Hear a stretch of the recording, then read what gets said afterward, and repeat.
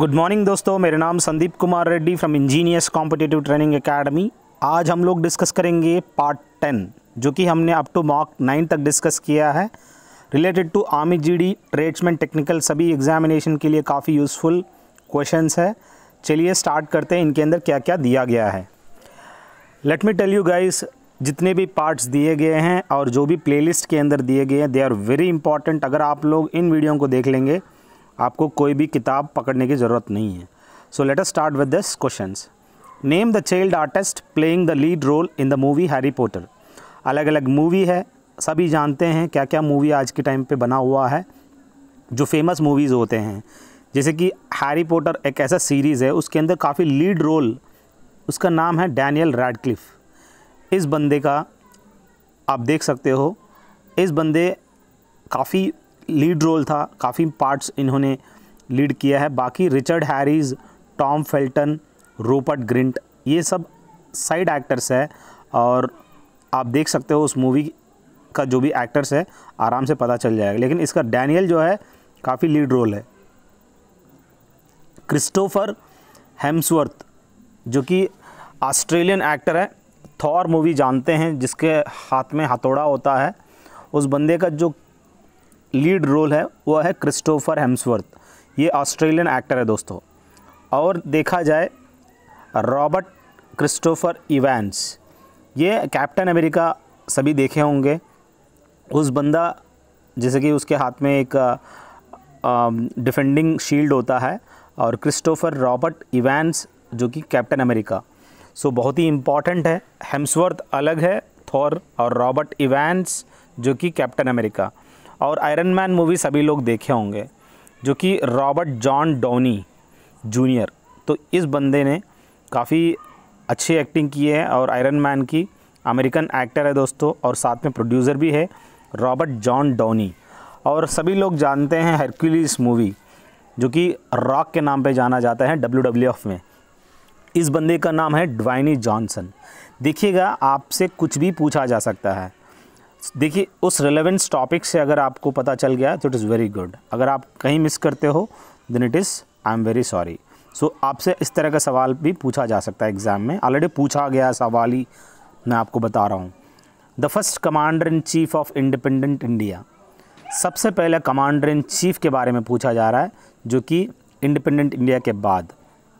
जैसे कि यहाँ पे जनरल KM करियप्पा, यहाँ पे देख सकते हो फर्स्ट कमांडर इन चीफ, साथ में फील्ड मार्शल भी कह सकते हैं। उसका पूरा नाम है कोदंदेरा मडप्पा करियप्पा। ये बंदा है और was the first Indian commander in chief of Indian army. ये फोर्स जैसे कि इंडियन फोर्सेस, जब इंडिया पाकिस्तान वार हुआ था 1947 इंडिपेंडेंस के टाइम पे, ये लीड किया था, मतलब ये सबसे आगे रहकर लीड किया था। बाकी मानेकशॉ तो सभी जानते हैं, पहला फील्ड मार्शल ऑफ इंडिया कह सकते हो। और यहाँ पे कमांडर इन चीफ जो है वो है जनरल KM करियप्पा। सो फील्ड मार्शल की बात आता है यहाँ पे पहला जो कि जमशेदजी मानेकशॉ, और पहला air chief marshal Subroto Mukherjee है दोस्तों। आप जितने भी पहला जो पर्सन है उसके बारे में रेलेवेंट वीडियो बना हुआ है, आप जाके प्लेलिस्ट में चेक कर सकते हैं। आज के टाइम पे जनरल बिपिन रावत जो कि chief of integrated defence staff कह सकते हैं, सभी डिफेंस का हेड है दोस्तों। अब यहाँ पे जो भी अलग अलग नाम दिए हैं,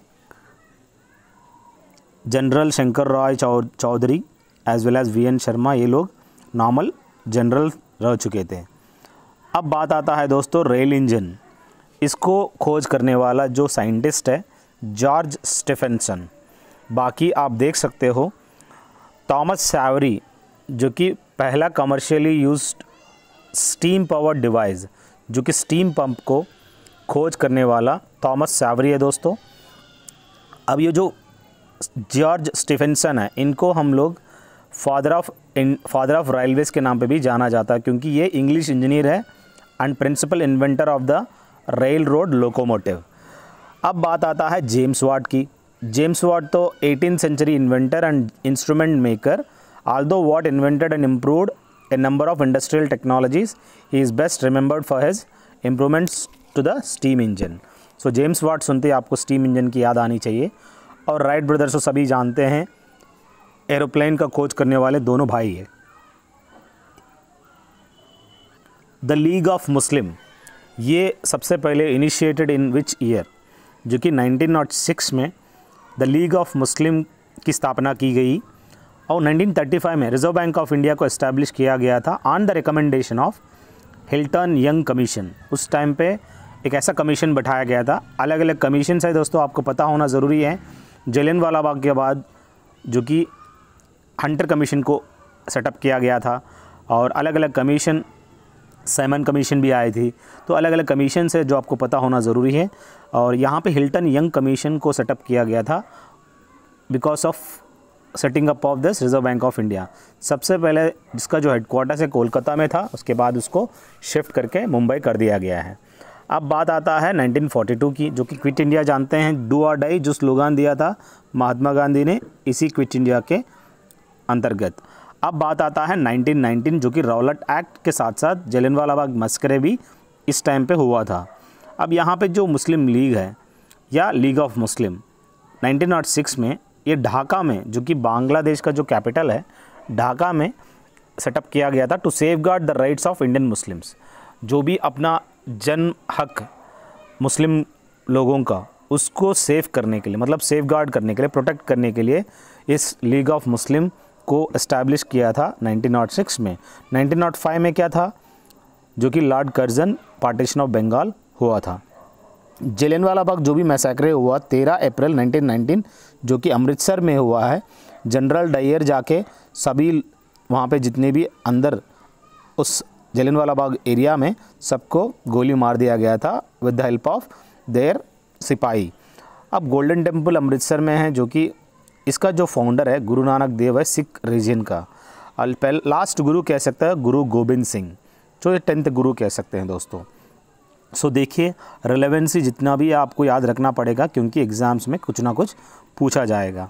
अब फेरा तो आप जानते हैं, पहले रेगुलेटरी एक्ट था, फॉरेन एक्सचेंज रेगुलेटरी एक्ट था। रेगुलेटरी एक्ट एक नाम जो है, it is not a good sense में मज़ा नहीं आ रहा था, तो गवर्नमेंट ने डिसाइड किया है इस फेरा को फेमा कर दिया, यानी foreign exchange management act. So management चाहे रेगुलेट करो चाहे लूज छोड़ो, तो मैनेजमेंट अलग अच्छी वर्ड है। तो 1999 में इसको एक ऐसा act of the parliament of India to consolidate and amend the law relating to foreign exchange with the objective of facilitating external trade payments and for promoting the orderly development and maintenance of foreign exchange market in India। इसका main reason है, जितने भी घपला होते हैं, foreign जो currency होता है, डॉलर ऑलवेज गोइंग अप, तो उसको कंट्रोल करने के लिए, उसको निगरानी रखने के लिए फेमा का यूज़ करते हैं। बाकी terrorism and disruptive act Tada और प्रिवेंशन ऑफ टेररिज्म एक्ट पोटा, ये सभी लोग जानते हैं। ये जो पोटा एक्ट है, ये कौन सी साल का, इसका जो भी है आप मुझे कमेंट सेक्शन में बताएंगे पोटा एक्ट का। अब बात आता है दोस्तों साइमन कमीशन की, बहुत ही इम्पॉर्टेंट है। ये जो साइमन कमीशन है, ये कॉन्स्टिट्यूशनल एंड पॉलिटिकल सिस्टम को डील करने के लिए इसको सेटअप किया गया था। बाकी सती प्रथा जो इम्प्रूवमेंट करने के लिए, ये सती प्रथा जो है, किसी को जैसे कि हस्बैंड मर जाते हैं तो उसकी वाइफ को भी दफना देते हैं, तो मतलब जला देते हैं, ये कंट्रोल करने वाला जो है राजा राम मोहन राय दोस्तों। बाकी हायर एजुकेशन का मतलब ही नहीं बनता।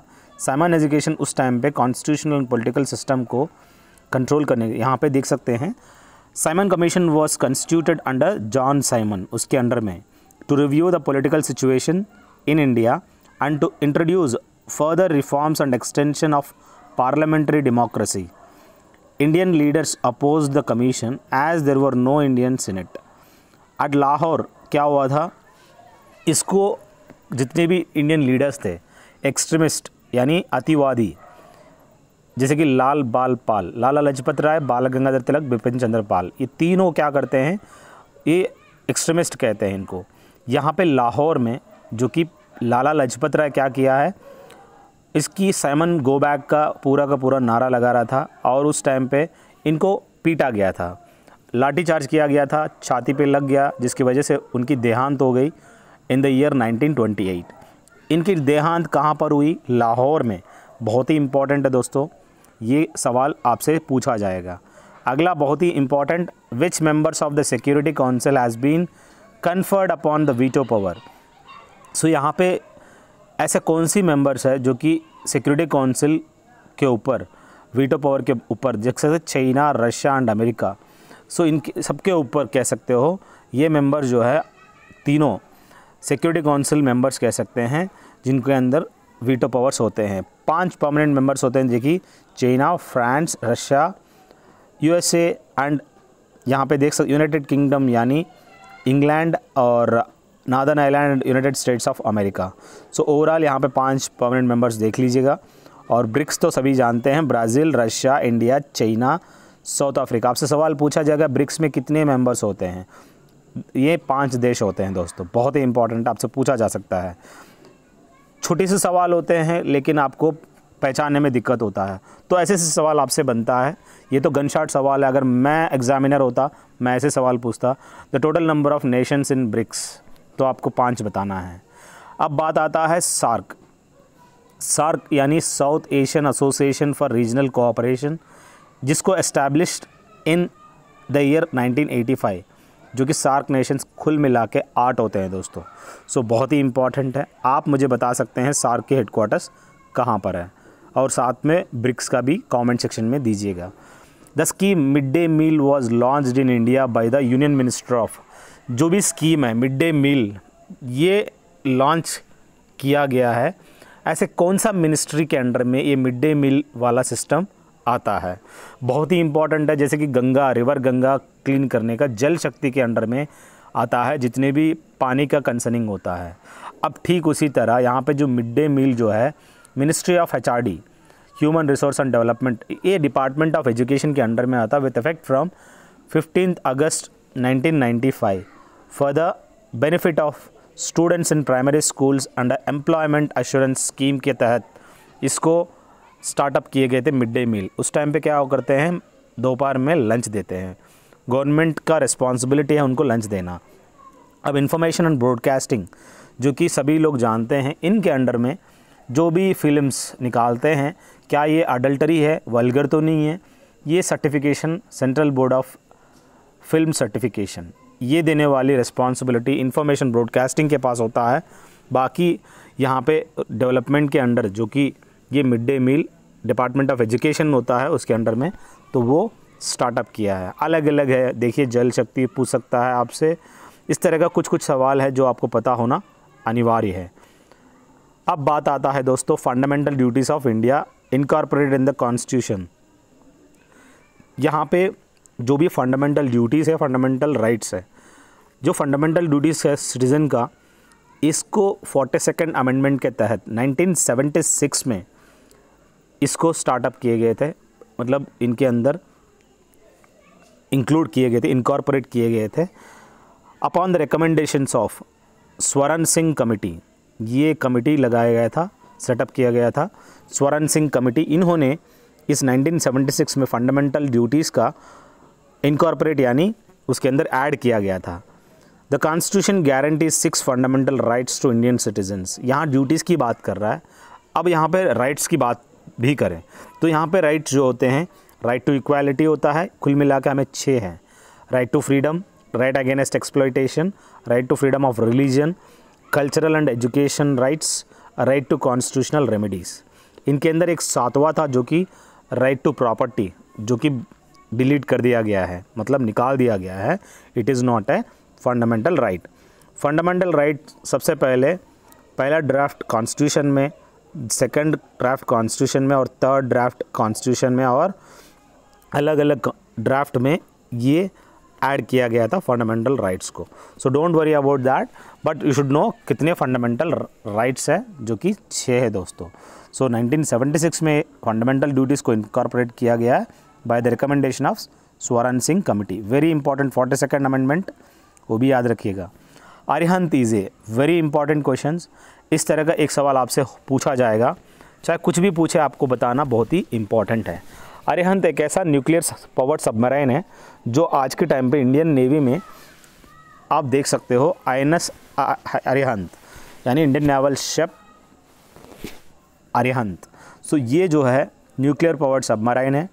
बाकी unmanned aerial vehicle, so UAV कहते हैं, जो कि Rustam unmanned aerial vehicle, UAV दोस्तों, यहाँ ई नहीं V होनी चाहिए।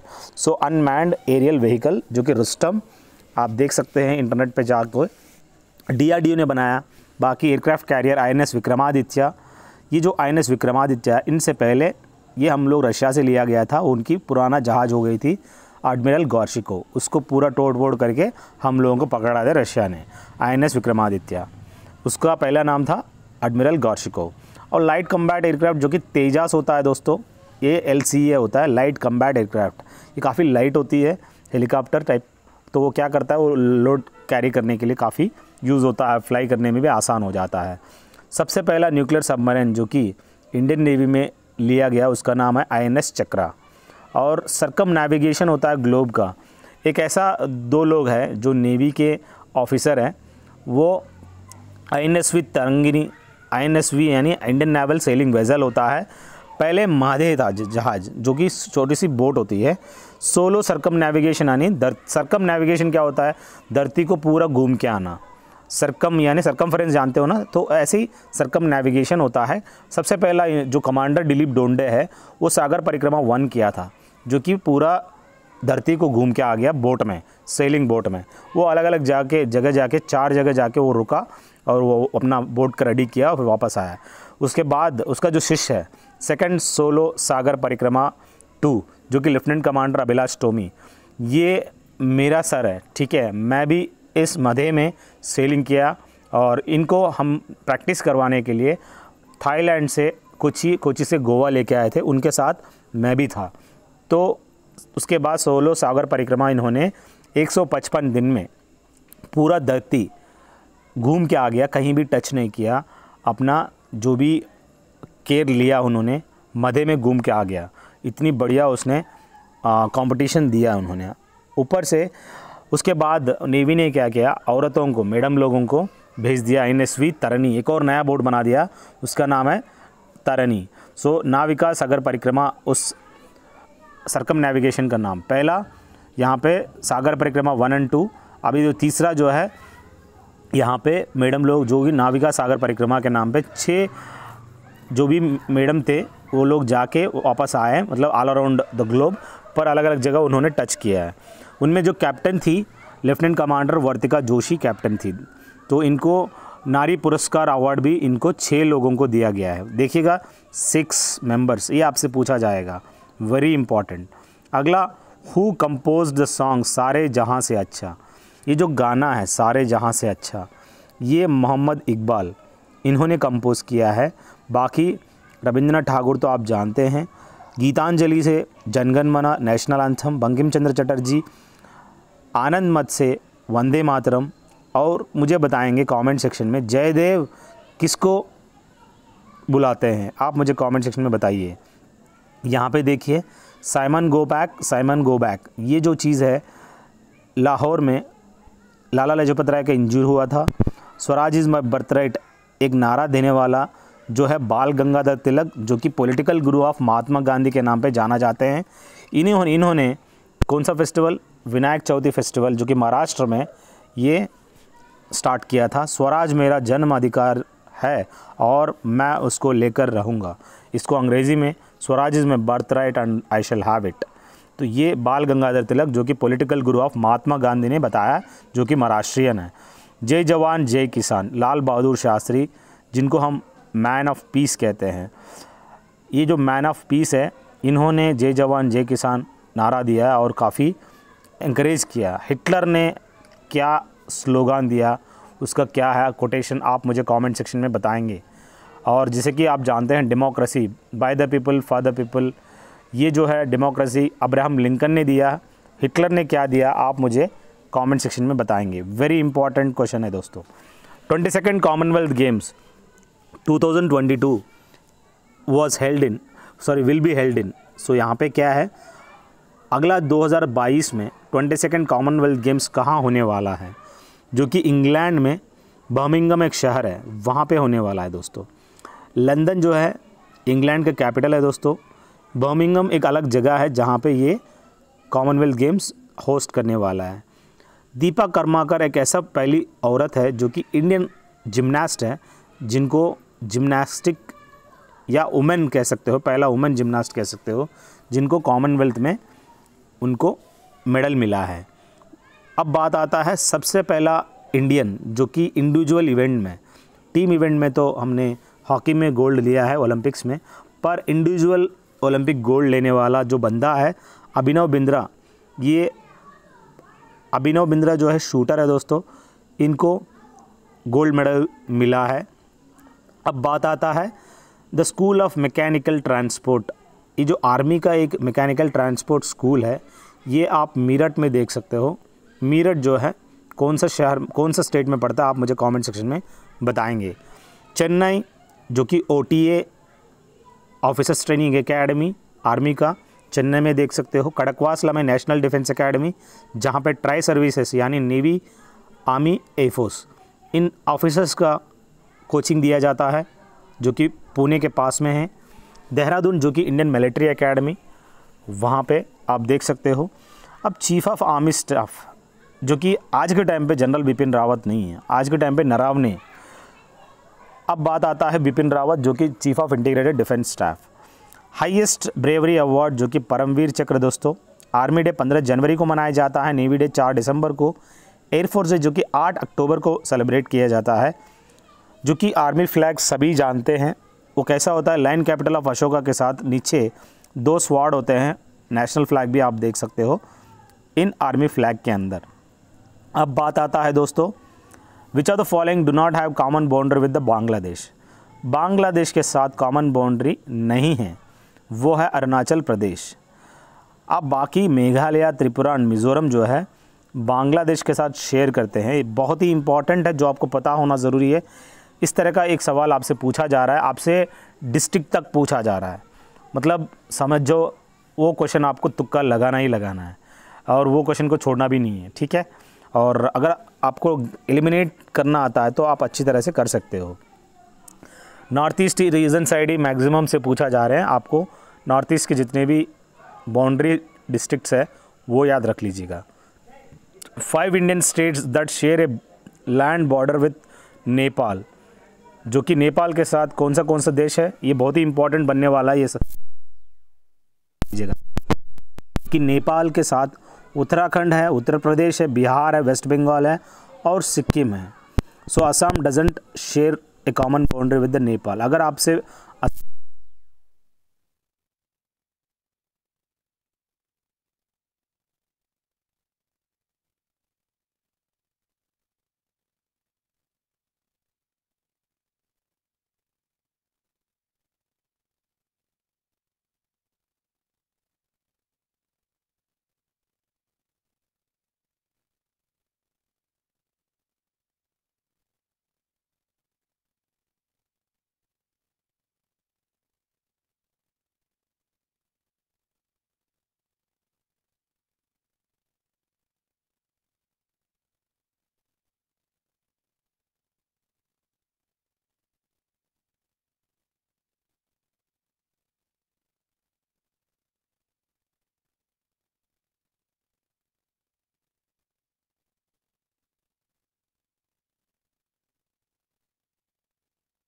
इम्पॉर्टेंट ये सवाल में तो आपको आना ही है। जितने इम्पॉर्टेंट इन्फॉर्मेशन ऐसे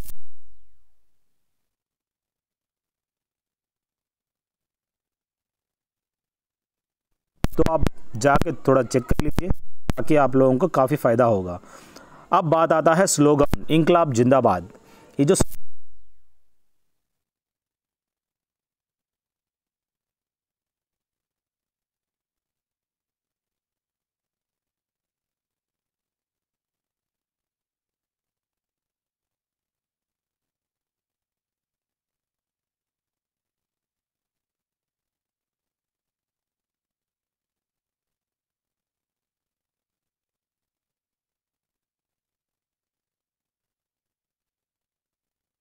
देख सकते हो काफ़ी फेमस मशहूर हुई।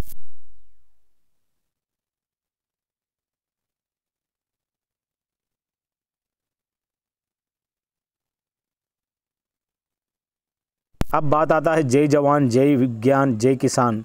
जैसे कि जय जवान जय किसान जो देने वाला वो है मैन ऑफ पीस, जो कि इस बंदे का नाम आप मुझे कमेंट सेक्शन में बताएंगे। जस्ट मैंने बताया man of peace. Iron man of India जो कि सरदार Vallabhbhai Patel, man of peace जवान जय किसान देने वाला। लेकिन यहाँ पे जय विज्ञान जो दिया है वो अटल बिहारी। जय जवान जय किसान जय विज्ञान और जय अनुसंधान ये देने वाला नरेंद्र मोदी। तो एक और ऐड कर दिया उसने, मोदी ने। तो 4 अगर दिया तो मोदी, 3 अगर दिया तो Atal Bihari Vajpayee. Back to the Vedas Swami Dayanand Saraswati, जिसको हम मूला शंकर के नाम पे जाना जाते हैं और बहुत ही इम्पॉर्टेंट है। आर्य समाज, ब्रह्म समाज, ये सब आपको पता होना बहुत ही इम्पॉर्टेंट है। यहाँ पे जो दयानंद सरस्वती है, मूला शंकर कहते हैं इनको, और इन्होंने कहा कि बैक टू द वेदास। अब बात आता है one religion one caste and one god for mankind. Narayana Guru ने ये बताया एक रिलीजन होनी चाहिए, एक कैस्ट होनी चाहिए, एक ही भगवान होनी चाहिए for human Mankind, Narayana Guru ने। इंकलाब जिंदाबाद जैसे कि भगत सिंह, वंदे मातरम बंकिम चंद्र चट्टोपाध्याय या चटर्जी। बहुत ही इंपॉर्टेंट है दोस्तों स्लोगान्स। एक सवाल तो आपको बनता है ही है। प्राइम मिनिस्टर लॉन्च किया है योजना अंडर बेटी बचाओ बेटी पढ़ाओ। ये जो कैंपेन है, आप जानते हैं सुकन्या समृद्धि योजना के अंडर में ये कैंपेन बेटी बचाओ बेटी पढ़ाओ। और बाकी बचपन बचाओ आंदोलन जो है सेटअप करने वाला बंदा कैलाश सत्यार्थी, जो कि चिल्ड्रंस फाउंडेशन है, इनको पीस प्राइज़, नोबेल प्राइज़ किसके साथ, मलाला यूसुफजई के साथ 2014 में दिया गया है। ये जो सुकन्या समृद्धि योजना है, ये जो टेन्यूर है is equal to the time the girl child is 21 years of age और upon her marriage after attaining the age of 18 years. However contributions only need to be made for 15 years. आप 15 साल तक आराम से पे करते रहो, 21 साल के बाद, जो कि आप उसकी शादी के लिए, जो कि काफ़ी फ़ायदा होगा। गवर्नमेंट काफ़ी उसका इंटरेस्ट रेट ज़्यादा है। आप सुकन्या समृद्धि योजना के तहत आप आराम से अपना पैसा को बचा सकते हैं। अब बात आता है the Ministry of Railways inaugurated in India पहला compressed natural gas powered train on the Rewari to Rohtak. ये आप हरियाणा में देख सकते हैं, रेवाड़ी से रोहतक। इसके बीच में मिनिस्ट्री ऑफ रेलवेज ने, जो कि सुरेश प्रभु, पहला CNG यानी कंप्रेस्ड नेचुरल गैस होता है, ये नॉर्दर्न जोन में ये जो ट्रेन है dual fuel system diesel and CNG being introduce in order to reduce green house gas emission and consumption of diesel. ये इम्प्लीमेंट किया ताकि कम कर सके ग्रीन हाउस गैस एमिशन का। अब बात आता है दिल्ली से लाहौर, जो कि पाकिस्तान में है लाहौर, वहाँ तक सदा ए सरहद एक ऐसा एक बस इंडिया से लेके पाकिस्तान के बीच में बस सर्विस स्टार्ट किए थे। आप मुझे कमेंट सेक्शन में बताएंगे रेल सर्विस कौन सा है जो कि इंडिया से लेके पाकिस्तान जो स्टार्टअप किए थे। अब यहाँ पे जो बॉम्बे से तौने जो सबसे पहला पैसेंजर ट्रेन जो कि बॉम्बे बोरीबंदर स्टेशन से थाने तक 1853 में लॉर्ड डलहौसी के टाइम पे इन्होंने डेडिकेट किया, वहाँ पे सबसे पहला ट्रेन स्टार्ट किए थे 1853 में। देखिए 16 अप्रैल 1853 की बात कर रहे हैं। अब बाकी आप लोग मुझे कमेंट सेक्शन में बताएंगे what is the train between India and Pakistan. अब बात आता है दोस्तों what has recently purchased the aircraft fighter from European nation. हम लोग एक यूरोपियन नेशन से एक एयरक्राफ्ट फाइटर को लिया गया था, राफेल फाइटर। काफ़ी घोटाला हुआ राफेल डील, जिनके अंदर काफ़ी पैसे के गफला हुआ है। ये कांग्रेस की गवर्नमेंट के टाइम पे आप देख सकते हैं।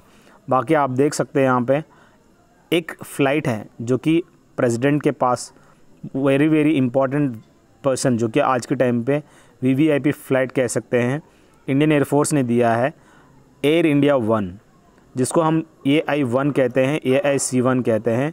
इज़ द कॉल साइन उसका अलग अलग कॉल साइन होते हैं, जब बुलाना हो इसी कॉल साइन के हिसाब से बुलाते हैं। तो aircraft with the president, vice president और prime minister of India on board. So ये एयरक्राफ्ट जो है उन लोगों के लिए जो कि प्रेसिडेंट के लिए दिया जाता है, एयर इंडिया 1 कह सकते हैं उसको, ये दिया गया है। अब F-8 एयरक्राफ्ट कैरियर जो है यूएस नेवी में एक एयरक्राफ्ट कैरियर का नाम है दोस्तों। अब बात आता है एडमिरल गॉर्शिकोव, जो कि मैंने बताया था INS विक्रमादित्य, इससे पहले वो रशियन लोगों का जहाज़ था एयरक्राफ्ट कैरियर, उसको तोड़ फोड़ करके नया बना के हम इन लोगों को हैंड ओवर कर दिया है। ये रशियन जहाज़ है दोस्तों, एडमिरल गॉर्शिकोव। अब बात आता है international women of courage awards. ये जो अवार्ड है क्यों दिया जाता है? क्योंकि the international women courage award also conferred as US secretary of states international women of courage award. तो ये US डिपार्टमेंट ऑफ स्टेट्स ने जो कि international women of courage award ये डिपार्टमेंट दिया जाता है। और यहाँ पे सेक्रेटरी ऑफ स्टेट जो कि एंटनी जे बिल्किन, जो कि यहाँ पे इस वर्चुअल अवार्ड सेरेमनी ये दिया जाता है अलॉन्ग विद द, जो कि आज के टाइम पे USA अमेरिका का जो प्रेसिडेंट है, पहले जॉर्ज बुश के बाद जो कि आज के टाइम पे ट्रम्प आया, उसके बाद again there were various presidents. आपसे सवाल पूछा जाएगा कौन इनमें से प्रेसिडेंट नहीं थे, पूरे बोल देगा आपको, तो आपको USA प्रेसिडेंट कौन कौन नहीं थे, तो आपको सब कुछ बताना है कौन कौन थे, ऑल द वो कर दो।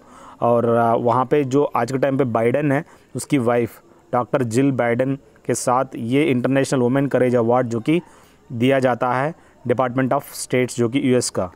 अब यहाँ पे एमनेस्टी इंटरनेशनल होता है, ये कि ह्यूमन राइट्स के रिलेटेड होता है। ये ह्यूमन राइट्स को बचाने के लिए एमनेस्टी इंटरनेशनल जो कि लंदन में इसके हेडक्वार्टर्स है दोस्तों। बाकी नेल्सन मंडेला जो कि ब्लैक पीपल सर्विस के लिए नेल्सन मंडेला जानते हैं आप। ब्लैक पर्ल किसको कहते हैं? पेले को कहते हैं, फुटबॉलर ब्राज़ीलियन। ये अलग अलग देखिएगा, काफ़ी इन्फॉर्मेशन आपको मिल जा रहा है। Who was the first Indian governor general of free India? So पहला गवर्नर जनरल जो कि फ्री इंडिया का राजा जी यानी चक्रवर्ती राजगोपालचारी, और ये सबसे पहला इंडियन है दोस्तों, इंडियन गवर्नर जनरल जो कि इंडिपेंडेंट इंडिया के बाद। और उस टाइम पे आप देख सकते हो यहाँ पे सबसे पहला प्राइम मिनिस्टर जवाहरलाल नेहरू, सबसे पहला प्रेसिडेंट राजेंद्र प्रसाद, सबसे पहला वाइस प्रेसिडेंट जो कि सर्वपल्ली राधाकृष्णन। ये जो iron man of India Sardar Vallabhbhai Patel statue of unity बनाया गया है 182 metres height, Vadodara district, Narmada district in Gujarat. अब यहाँ पे देखिए सरदार वल्लभ भाई पटेल यहाँ पे, जिनको Indian statesman, Bismarck of India, सबसे पहला डिप्टी प्राइम मिनिस्टर भी कह सकते हो। Lord Mountbatten was the last viceroy of India during the partition of British and India। सो यहाँ पे आप कह सकते हो इंडिया और पाकिस्तान के जो डिवाइड कर रहे थे उस टाइम पे लॉर्ड माउंटबैटन का लास्ट वाइसरॉय ऑफ इंडिया कह सकते हैं। अब बात आता है दोस्तों जो भी गवर्नर जनरल रहा उसके रिलेटेड मैंने एक वीडियो बनाया, कौन सा टेन्योर में कौन गवर्नर जनरल थे, उस वीडियो आप देख लीजिएगा सेपरेट। गौतम बुद्धा जो कि लुम्बिनी गार्डन्स में इनकी जन्म हुई थी 623 BC में। अगर कहें महावीर जो कि लॉर्ड महावीरा 599 BC में। अब बात आता है यहाँ पे लॉर्ड बुद्धा जो है लुम्बिनी गार्डन जो कि Terai plains of southern Nepal testified by the inscription on the pillar erected by the Mauryan emperor जो कि अशोका के उसका जो भी पिलर में इसका पूरा डिटेल्स आप देख सकते हो। Digambara Uttara Purana text Mahavira was born in Kundalpur. So यहाँ पर महावीरा जो है कुंदलपुर में इनकी जन्म हुई थी। अगर मैं कहूँ महावीर के साथ साथ काफ़ी लोग हैं जो कि उनके बर्थ प्लेस आपको पता होना बहुत ही इम्पॉर्टेंट है। अब बात आता है दोस्तों which of this doesn't form part of parliament. Parliament सुनते ही आपको लोकसभा, राज्यसभा, साथ में प्रेसिडेंट, ये तीनों आ जाते हैं। चीफ जस्टिस नहीं है दोस्तों, एग्जम्पशन फ्रॉम द पार्लियामेंट। ये चीफ जस्टिस को, अटॉर्नी जनरल ऑफ इंडिया को, गवर्नर्स को, इन सब को नॉमिनेट करने वाला है वो है प्रेसिडेंट। अब बात आता है कुछ आउट ऑफ द टॉपिक जो कि गायत्री मंत्र सभी जानते हैं। इस गायत्री मंत्र को हम लोग सावित्री मंत्र के नाम पे भी जाना जाते हैं। ये हम देख सकते हैं ऋग्वेदा से लिया गया है, यहाँ पे बहुत ही इम्पॉर्टेंट है। सावित्र सन डाइटी है दोस्तों, ऋग्वेदा से लिया गया है। ठीक उसी तरह सत्यमेव जयते जो कि ₹1 काइन पे देख सकते हो, लाइन कैपिटल ऑफ अशोका के नीचे देख सकते हो सत्यमेव जयते। ये जो सत्यमेव जयते हैं, मुंडकोपनिषद से लिया गया है। इसका मतलब होता है ट्रूथ अलोन ट्रम्प्स, सत्यमेव जयते। ये अबाकस इन देवनागरी स्क्रिप्ट, जो भी स्क्रिप्ट है वो लेफ़्ट टू राइट देवनागरी है दोस्तों। अब बात आता है दोस्तों, London is situated on the bank of which river, जो कि लंदन सुनते ही आपको थेम्स रिवर याद आनी चाहिए। बाकी आप कैरो जो सिटी है, इजिप्ट का जो कैपिटल है, नाइल रिवर के तट पर देख सकते हो। श्रीनगर जो है झीलम नदी के तट पर। धनुबे जो रिवर है यूरोप में आप देख सकते हैं। टाइग्रिस जो कि बागदाद सिटी टाइग्रिस रिवर के तट पर देख सकते हो। लंदन जो कि थेम्स नदी के ऊपर है। पेरिस के पास में जो नदी निकलता है वो सियानी रिवर है दोस्तों। देखिए जितने भी टॉपिक रेलेवेंसी है सब आपको पता चल रहा है। अब बात आता है blood pressure in normal human beings, जो कि डायस्टोलिक एंड सिस्टोलिक रेशियो। यहाँ बहुत ही इंपॉर्टेंट है, आपको बेवकूफ़ बनाने वाली क्वेश्चन है दोस्तों। नॉर्मली बीपी सुनते 120/80 लगा देते हैं। बेवकूफ़ मत बनो, मेरे जैसा बंदा क्वेश्चन पेपर अगर बनाएगा तुम्हारा होश उड़ जाएंगे। क्योंकि जो भी ब्लड प्रेशर है वो डायस्टोलिक एंड सिस्टोलिक नहीं होता, वो पहले सिस्टोलिक यानी इनहेल, डायस्टोलिक यानी एक्सेल, तो सिस्टोलिक डायस्टोलिक होता है। लेकिन मैंने पूछा यहाँ पे डायस्टोलिक एंड सिस्टोलिक, जो कि 80/120 है दोस्तों। इसको मेजर करने वाला स्पिग्मोमैनोमीटर है दोस्तों, जो कि ब्लड प्रेशर को मेजर करने के लिए आज के टाइम पे डिजिटल आ गया। और जब आदमी सोता है ब्लड प्रेशर जो है फ्लक्चुएट होता है, ऊपर नीचे हो जाता है। जो ह्यूमन ब्लड प्रेशर है नॉर्मली 120/80। यहाँ जो mmHg होता है, mm यानी मिलीमीटर, Hg यानी मर्क्यूरी का केमिकल नेम है। सो mmHg यानी मिलीमीटर मर्क्यूरी कह सकते हो। सो ये सिस्टोलिक एंड डायस्टोलिक। लेकिन पूछा क्या है, डायस्टोलिक एंड सिस्टोलिक। जो ब्लड प्रेशर है अपनी ह्यूमन बॉडी में वो एड्रिनल ग्लैंड्स होते हैं, जो कि किडनीज़ के ऊपर एड्रिनल ग्लैंड्स होते हैं। जब आपकी किडनीज़ थोड़ा सा नॉन फंक्शन करना शुरू कर देगा, आपका बीपी अपने आप बढ़ जाएगा, क्योंकि आपका एड्रिनल ग्लैंड जो है ठीक से काम करना बंद कर देगा। साइलेंट किलर भी कह सकते हो ब्लड प्रेशर। अगर आपका कम लो बीपी है तो आप मर जाओगे, अगर ज़्यादा बीपी है तो आप सेफ़ हो। ज़्यादा भी नहीं होनी चाहिए सबसे ज़्यादा। अब बात आता है दोस्तों, स्पिग्मोमैनोमीटर खोज करने वाला साइंटिस्ट आप मुझे कमेंट सेक्शन में बता सकते हैं। पेट्रोल जो फायर होता है ये एक्सटिंग्विश कर सकते हैं with the help of foam type of extinguisher, जो कि AFFF होता है, एक्वेस फिल्म फॉर्मिंग फॉर्म। ये क्या करता है, पेट्रोल जो जहाँ भी पेट्रोल फायर होगा वो एकदम स्प्रे कर देता है, उसके ऊपर एक वाइट सा फोम बन जाता है, ताकि वो कार्बन डाइऑक्साइड लेयर फॉर्म कर सके, वो आग बुझ जाएगा। बाकी ड्राई आइस जो होता है सॉलिड कार्बन डाइऑक्साइड क्यूब्स होते हैं, छोटे छोटे आइस की तरह सॉलिड क्यूब्स होते हैं। ये क्या करते हैं, हेलीकॉप्टर में ले जाके सीधा जितने भी जंगल, अमेज़न जो शहर, जैसे कि अमेज़न फॉरेस्ट है, वहाँ पे आग लग गया तो क्या करेंगे, ये सॉलिड कार्बन डाइऑक्साइड क्यूब्स लेके जाएंगे सीधा, इसको ड्राई आइस भी कहते हैं, वो ऊपर जाके सीधा छोड़ देते हैं। तो वो क्या नीचे जाने के बाद वो धीरे धीरे से एवापोरेट हो जाता है, सॉलिड से लेके वेपोरेट स्टेट, जो कि सब्लिमेशन प्रोसेस होता है। जैसा कि अपना नैफ्थलीन गोलिया हो गया, ड्राई आइस हो गया, ये सब चीज़ें इसी तरह सब्लिमेशन प्रोसेस होता है, जिससे वहाँ पे कार्बन डाइऑक्साइड की ज़्यादा मात्रा हो जाएगा, वो आग बंद हो जाएगा। अब सैंड जो है, आप लोग नॉर्मली जनरल फायर, आग लग गया, उसके ऊपर आपने बाहर कैंप फायर लगा लिया, तो अभी जाना चाहते हो तो आप मिट्टी डाल दो, ख़त्म करो, तो आप पानी डालने की ज़रूरत नहीं है। अब पानी तो आप लोग ऑल ऑफ सडन घर में अगर आग लग जाता तो पानी डालते हैं। अब यहाँ देखिए अलग अलग एक्सटिंग्विशर्स होते हैं। कार्बन डाइऑक्साइड जो है is a non flammable gas that extinguishes fire by displacing oxygen और taking away the oxygen element of the fire triangle. यहाँ जो कार्बन डाइऑक्साइड जो है also very cold as it comes out of the extinguisher, so it cools the fuel as well. जैसे कि वो जहाज़ों में, जैसे कि हम लोग गाड़ियों में, इवन ट्रेन्स के अंदर, रेलवे स्टेशन के अंदर आपको कार्बन डाइऑक्साइड एक्सटिंग्विशर देखने को मिलेगा। ये एक्सटिंग्विशर जो आग बुझाते हैं, और ये जब यूज़ करते हैं तो पूरा कार्बन डाइऑक्साइड जब बाहर निकलता है तो पूरा एक्सटिंग्विशर काफ़ी ठंडा हो जाता है। इतना ठंडा हो जाता है कि अगर आप सही जगह नहीं पकड़ोगे तो आपका कोल्ड बर्न हो जाएगा। कोल्ड बर्न बहुत ख़तरनाक होता है, क्योंकि आपका सेंसर्स जो भी सेल्स है आपको बहुत ही मतलब चुम करके एकदम आपको कोल्ड बर्न हो जाता है, बहुत डेंजरस होता है। ये फोम फायर एक्सटिंग्विशर जो है normally general A and B type में यूज़ कर सकते हैं। पेट्रोल में जैसे कि वुड हो गया, पेपर हो गया, इन सब के ऊपर भी आप आराम से यूज़ कर सकते हो। अब बात आता है ऐसा कौन सा पिगमेंट है प्रेजेंट है ह्यूमन ब्लड के अंदर। सभी लोग जानते हैं हीमोग्लोबिन पिगमेंट होता है जिसकी वजह से वो रक्त लाल होता है।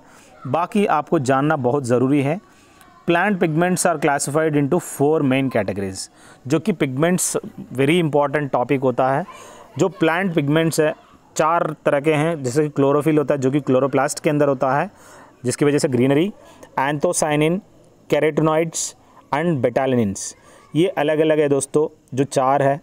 हीमोग्लोबिन रेड पिगमेंट होता है दोस्तों जो कि binds with the oxygen and transport it to all parts of the body and ultimately to all the sales.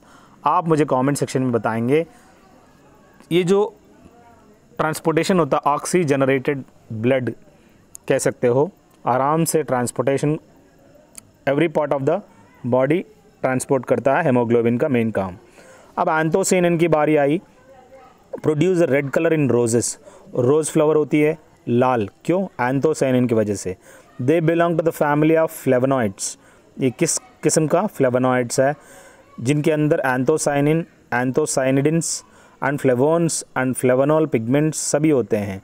ये जो anthocyanin are obtained from anthocyanidins by adding sugar.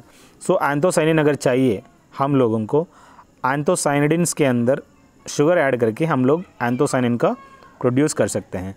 Trypsin एक enzyme है दोस्तों, जैसे कि हमारी मुंह के अंदर अमिलेज, जैसे कि अपन लोग टाइलिन एंजाइम होता है, ये सब ट्रिप्सिन, टाइलिन, अमिलेज ये आपको पता होना ज़रूरी है ये कहाँ कहाँ पे है। अगर आप जानते हैं कमेंट सेक्शन में बता सकते हैं। मायोसिन भी आप देख सकते हो क्या है। लीप ईयर कौन सा है करके पूछ रहा है, सिंपल है, डिवाइडेड बाय 4 से अगर हो रहा है तो लीप ईयर है दोस्तों। तो यहाँ पे 2008 2000 जो कि लीप ईयर है, 2004 2008 इस लीप ईयर का सबसे खासियत है, नॉर्मली धरती को घूमने के लिए 365.1/4 टाइम लग रहा है। 4 साल के बाद एक दिन बढ़ जाता है। वो एक दिन जो है हम लोग नॉर्मली जिस दिन फरवरी 29 कह सकते हैं उस दिन का 4 साल के बाद आता है, जिसका जन्म अगर 29 को हुआ है, नॉर्मली जो बच्चे जन्म होते हैं उनको हम लीपलिंग्स कहते हैं या लीपर्स कहते हैं। Most of them don't wait for every 4 years, वो बर्थडे मनाना चाहते हैं, वो 28 मॉर्निंग को या 1 मार्च को वो लोग अपना सेलिब्रेशन करते हैं, मतलब यानी 28 रात को 1 मार्च, तो इनके बीच में आप वो लोग दोनों दिन में मना लेते हैं, तो अपनी मर्ज़ी चला रहे हैं। नॉर्मली 4 साल के बाद कोई वेट नहीं करेगा। अब बात आता है दोस्तों, उसको क्या कहते हैं? लीपर्स कहते हैं। देख, लीपलिंग्स और लीपर्स। ईस्ट जो होता है is used in preparation of, हम लोग अगर एसिटिक एसिड जो कि विनेगर के अंदर आप देख सकते हो, या अल्कोहल बनाने के लिए हम लोग ये जो ईस्ट का इस्तेमाल करते हैं। बाकी कर्ड के अंदर लैक्टोबैसिलस बैक्टीरियम होता है, बीसी जो कि बैसिली कैलमेटिक गुरियन जो कि टीबी ट्यूबरकुलोसिस का वैक्सीन है दोस्तों। अब बात आता है दोस्तों यहाँ पे B2 जो कि राइबोफ्लेविन कहते हैं, ईस्ट कम्स फ्रॉम दिस, तो यहाँ से हम लोग ईस्ट प्रोड्यूस करते हैं। सो B3 जो कि नियासिन कहते हैं। So a large quantity of yeast biotechnologically produced is utilised for animal feed, food supplements and vitamins. Very important, यहाँ पे लार्ज क्वांटिटी ऑफ ईस्ट को यहाँ पे बायोटेक्नोलॉजिकली प्रोड्यूस किया जाता है और एनिमल फीड के अंदर, फूड सप्लीमेंट्स के अंदर एंड विटामिन्स के अंदर इस्तेमाल करते हैं ईस्ट का। अब बात आता है ईस्ट्रोजन की। एक ऐसा हार्मोन है that plays various roles in the body. Females के अंदर it helps to develop and maintain both the reproductive system and female characteristics such as breasts, pubic hair, जो कि बच्ची जब बड़ी हो जाती है तो उसको प्यूबिक हेयर के साथ साथ ब्रेस्ट भी निकलने लगता है। तो ईस्ट्रोजन हार्मोन प्रोड्यूस होता है लड़कियों में। अब बात आता है image formed by plane mirror. जो भी इमेज है, प्लेन मिरर सभी जानते हैं, ये जो प्लेन मिरर जो फॉर्म करता है वो वर्चुअल इमेज है दोस्तों। बाकी जो रेटिना में रियल एंड इन्वर्टेड होता है। अब यहाँ पे a person want to see his full image in a plane mirror, then the height of the mirror has to be half of the height of the person. अगर बंदा अगर 6 foot का है, 3 फुट का मिरर होनी चाहिए जिससे वो पूरा का पूरा अपना इमेज देखेगा। अब बात आता है वर्चुअल इमेज और ऑलवेज एरेक्ट होता है।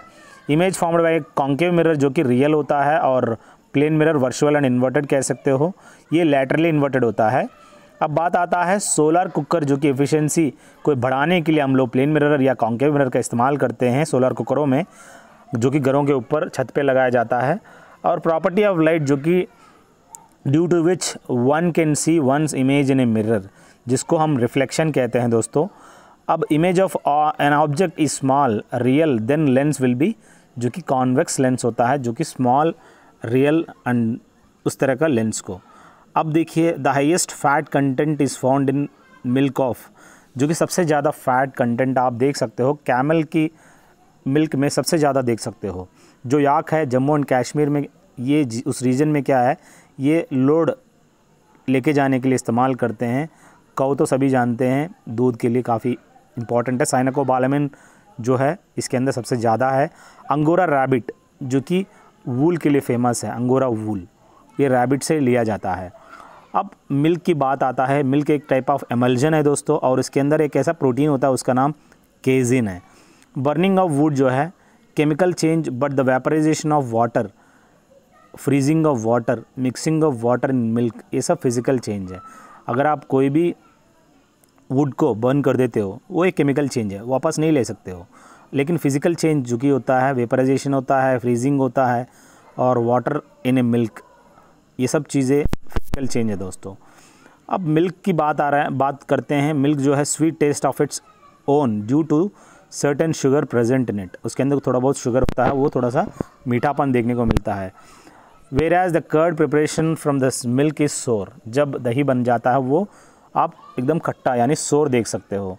ये जो चेंज है इनके अंदर conversion of lactose into lactic acid, इसके अंदर लैक्टोबैसिलस बैक्टीरियम होता है, जो कि दूध को दही बनाने के लिए पहले लैक्टोज होता है, लैक्टोज से सीधा लैक्टिक एसिड में कन्वर्ट करता है इस लैक्टोबैसिलस बैक्टीरियम।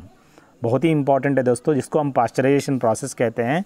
इस पास्चराइजेशन प्रोसेस बताने वाला साइंटिस्ट कौन है, आप मुझे कमेंट सेक्शन में बता सकते हैं। आई होप जितने भी मेरे नॉलेज था मैंने आप लोगों को बताने की कोशिश की है, अच्छे लगे, बहुत बढ़िया। थोड़ा बेशरम होकर आप लाइक करिए, अपना दोस्तों को भी इस चैनल के बारे में बताइए। आपके सिलेक्शन के साथ साथ अपने दोस्तों को भी हेल्पफुल रहेगा। अगर आपने पूरा का पूरा वीडियो देखा है, आप मुझे कमेंट सेक्शन में बताइए ताकि मैं आपको देख सकूं। Thank you guys, have a good day, have a great life.